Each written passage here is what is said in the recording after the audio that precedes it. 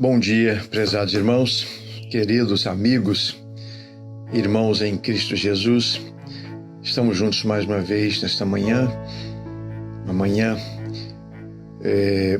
oferecida por Deus a todos nós como uma oportunidade de vivermos um dia na presença dEle, termos um dia de crescimento espiritual, de amadurecimento na fé, de ajuda aos outros necessitados, socorro àqueles que estão precisando de socorro.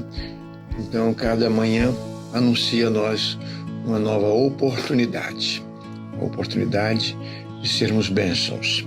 Então, vamos aproveitar esse momento muito especial. Sejam bem-vindos ao Momento Sublime. Lá em Atos dos Apóstolos, no capítulo 13, versículo 48, nós temos a seguinte palavra: quando os não-judeus ouviram isso, ficaram muito alegres e começaram a dizer que a palavra do Senhor era boa.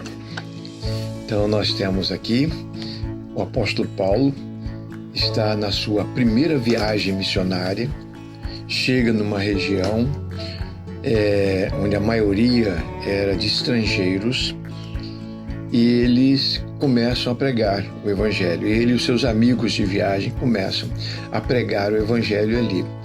E o texto diz que, à medida que eles foram pregando e foram conversando com as pessoas, foram testemunhando do poder de Deus, levando relatórios do que acontecera na cidade de onde eles vieram e falando sobre os planos de Deus, eles avançarem e ir para outra cidade, a Bíblia diz que houve uma comoção, de alegria, uma comoção de alegria.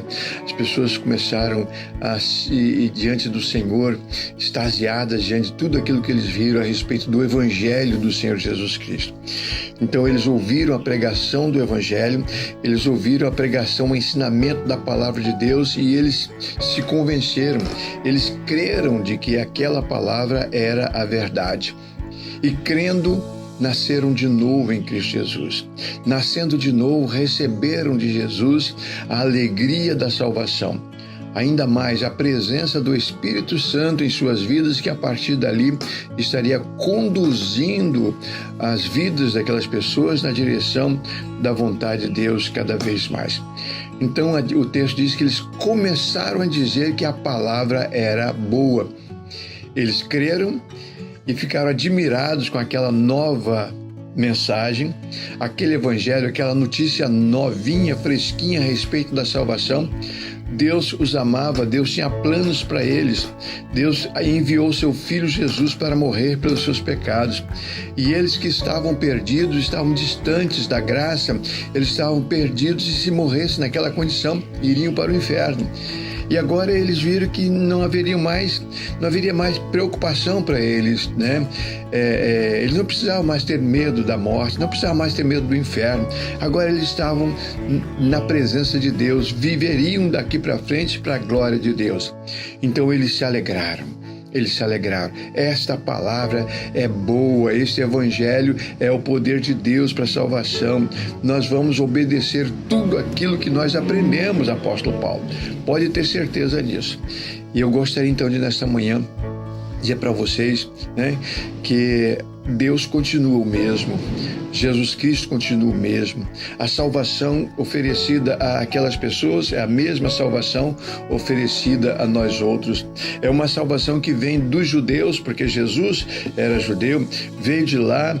Deus escolheu a nação eleita, escolheu o povo de Israel para que através daquele povo se revelasse o mundo inteiro, mas agora o evangelho é para todas as pessoas. É por isso que aqueles gentios, aqueles estrangeiros se alegraram. A salvação é para nós também. Estamos em Cristo Jesus, agora podemos ter comunhão com o Senhor. Então, se você, meu irmão, minha irmã, você já é um salvo, uma salva, por Jesus Cristo, eu gostaria que você pensasse sobre a importância do seu testemunho. A importância de você passar adiante esta mensagem, fazer o que o apóstolo Paulo estava fazendo naquela cidade, se dedicando à pregação do Evangelho, levando a palavra de salvação para mais e mais pessoas. Há poucos domingos eu estava pregando sobre missões e estratégia de Deus para a expansão do reino dele na face da terra. Eu levei para a igreja uns números, né?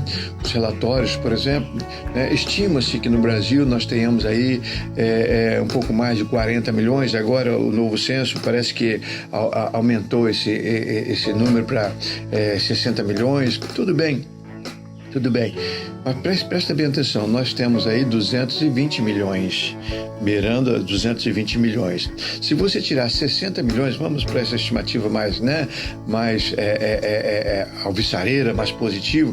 Se você retirar esses 220 milhões, 60 milhões, ainda sobra 160 milhões de brasileiros que ainda não estão salvos. E que, se morrerem nessa situação, e estão morrendo, vão para o inferno. Você já pensou? Estamos pensando só no Brasil. Vamos deixar lá as mais de 200 nações espalhadas por esse planeta afora. Só no Brasil, hoje, há cerca de 160 milhões de pessoas que Deus ama, que Jesus morreu por elas na cruz do Calvário, indo para o inferno. Estão indo para o inferno. Significa que nós precisamos ampliar a nossa pregação. Nós precisamos desejar, falar para mais pessoas, pregar para mais pessoas, se necessário sair do nosso bairro, ir para outros lugares, para outras ruas, para outros estados, porque há milhões de pessoas só no Brasil que, se morrerem como estão, irão para o inferno definitivamente. Então nós precisamos pensar nisso. Então, se você é um salvo, se você, minha irmã, está salva em Cristo Jesus, fale dessa salvação. Dê o seu testemunho para outras pessoas. Por certo, Deus vai usar você como usou o apóstolo Paulo. E coisas extraordinárias vão acontecer por causa do seu testemunho. Eu creio nisso. Você poderá ser uma bênção. Mas você que está me ouvindo, se você ainda não tem essa salvação, se você ainda não pertence ao povo de Deus, à igreja do Senhor Jesus Cristo, se você ainda não se converteu, não nasceu de novo, então você está do lado daqueles 160 milhões de brasileiros. Pense nisso. Se você morrer nessa condição, não haverá salvação para você. Mas Deus te ama tremendamente. Ele te ama. Ele enviou o Filho dele para morrer na cruz em seu lugar. Creia nisso. Reconheça o seu pecado. Se arrependa do seu pecado. Peça ao Senhor Jesus para perdoar você. Diga para Ele que você crê que Ele morreu por você e que Ele ressuscitou dentre os mortos para dar a você a garantia da vida eterna também. Faça isso. Não perca essa oportunidade. E você passará a ter a mesma alegria e a mesma satisfação que aquelas pessoas tiveram. Uma verdadeira comoção de alegria e de gozo espiritual. Que Deus abençoe a sua vida. Não perca essa oportunidade. Querido Pai, eu quero entregar nas tuas mãos todas essas pessoas que nós estamos mencionando. Os crentes, que eles decidam no Senhor dar testemunho poderoso do teu evangelho. E aqueles que ainda não são, que se convertam antes que seja tarde demais. É o que eu te peço, Senhor, em nome de Jesus, o nosso Salvador. Amém. Amém, amados? Tenham todos um bom dia.